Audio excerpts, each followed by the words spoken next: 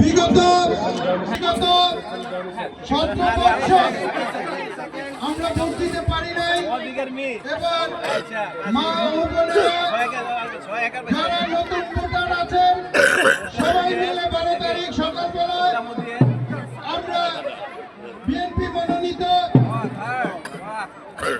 পদপ্রার্থী নারায়ণ 4 আসনের সংগ্রামী সংসদ সদস্য জনাব মুফতি মোহাম্মদ কাশেমী সাহেবকে ভোট দিয়ে আমরা 4 আসনে আমাদের দীর্ঘদিনের আশার আকাঙ্ক্ষা প্রতিফলন করব।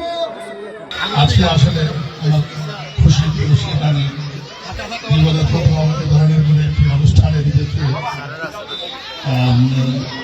শরীর বা আর্থিক ভেবে এদিকে বেশ ধন্য মনে হচ্ছে।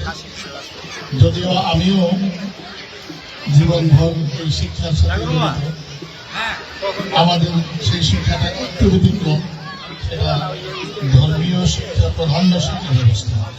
আমরা করেছি, তাৎক্ষণিক ব্যবস্থা নেওয়া হয়েছে, এখানে 1.5 লাখ টাকা জরিমানা করা হয়েছে এবং এরপরে এই জিনিসটা আরো অধিকতর তদন্ত করা হবে। তাকে একটা শোকজ করা হচ্ছে এবং ইলেকট্রাল ইনকোয়ারি কমিটিতেও যাবে। ওই স্কুল কর্তৃপক্ষকে করা হয়েছে। আর প্রার্থীর বিরুদ্ধে, প্রার্থী তো ওই সময় মতো ছিল না যখন ম্যাজিস্ট্রেট পৌঁছায় আর কি, তো শিক্ষা প্রতিষ্ঠান ব্যবহার করার অভিযোগ এটা করা হয়েছে। আর প্রার্থীর ভিডিওর উপর ভিত্তি করে আমরা তাকে মানে অন্যান্য আইনানুগ ব্যবস্থা নিচ্ছি আর কি।